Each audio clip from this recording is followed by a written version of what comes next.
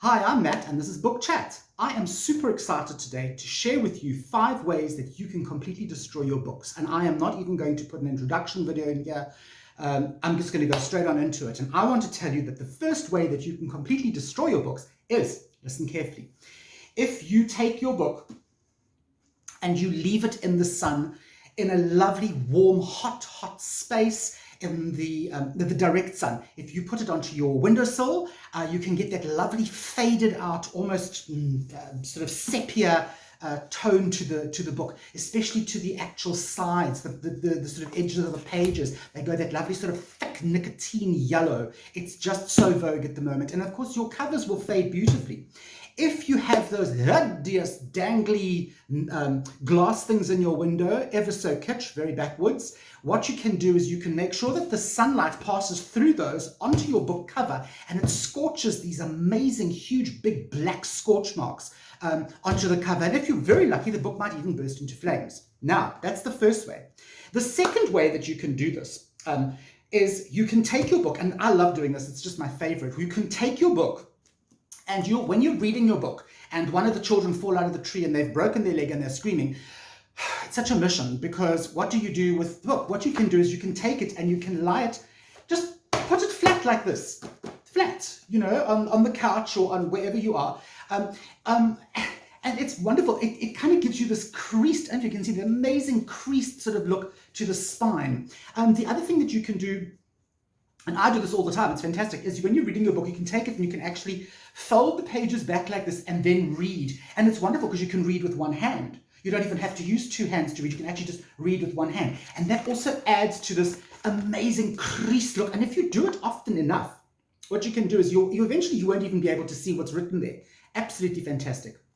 The other thing you can do, and again, I do this all the time because I don't bother with bookmarks and things like that. They're so cheesy, I'm always losing them and they're hideous.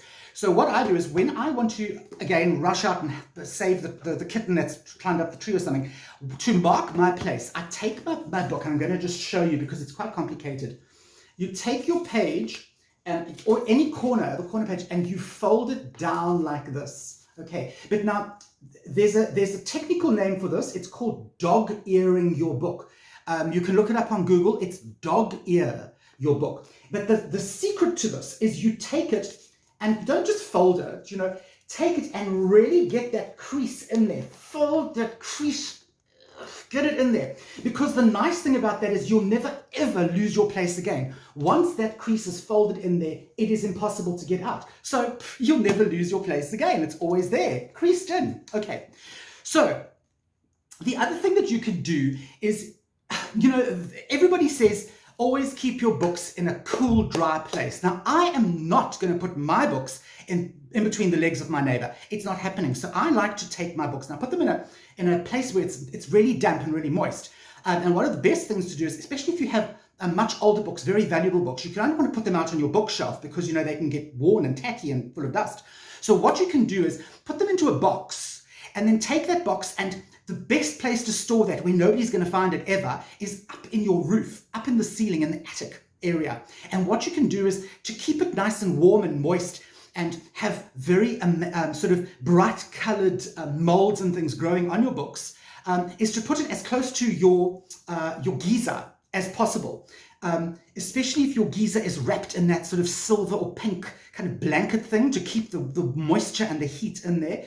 You could even wrap your books in that stuff to keep all that moisture in, and make sure that because what then happens is the pages kind of stick together and you get this mold growth, and mold can be beautiful. It's got bright colors, it's got dull colors, you get black mold, green mold, white mold, and that kind of just, to me, that kind of adds to the sort of je ne sais quoi of the book, the allure, What you can also do, and this is a favorite one of a friend of mine because she chain smokes, and what she does is she smokes all the time while she's reading her books, and that cigarette smoke gets impregnated into the actual paper of the book. So when you are lying in your hospital bed with a face mask on, oxygen mask on, with dying of emphysema, what you can do is when you open that book, you get that whiff of cigarette smoke, that pungent, memory of all the cigarettes that have put you into that bed. They're all embedded into that book, and the memories will just come flooding back. Another thing is, if you have cookery books, you can do the same thing, but with garlic smells and curry smells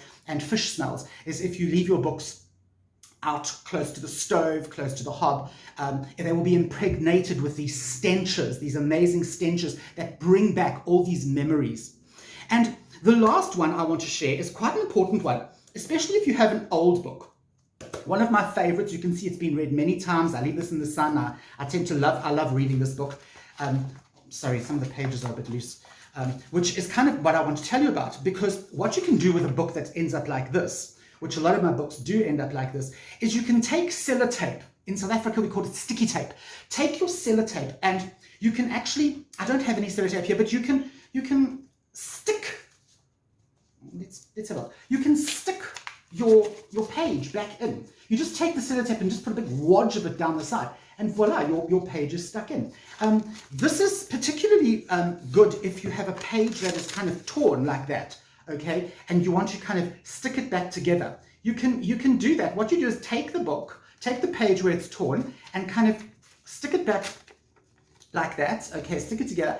And don't worry if the writing doesn't all match up. I mean, you know what it says. You kind of know what it says. And you can put your sticky tape across there. Now, the fun part about all this, or my absolute last tip about this, is the sellotape that you use must be the most acidic type. That gets the best yellowing and aging on the actual sellotape strip that you can find. It also is the best way to destroy the actual paper and the ink that the book is printed in, because the acidity of that tape actually works its way right into the fibers of the paper. So it's a really, really good way of sticking your books back together. So I hope this has been helpful. Those are 5 tips how you can completely fuck up your entire book collection. I'm Matt from Tubby Tarot, and I don't think you're ever going to watch another video of mine again.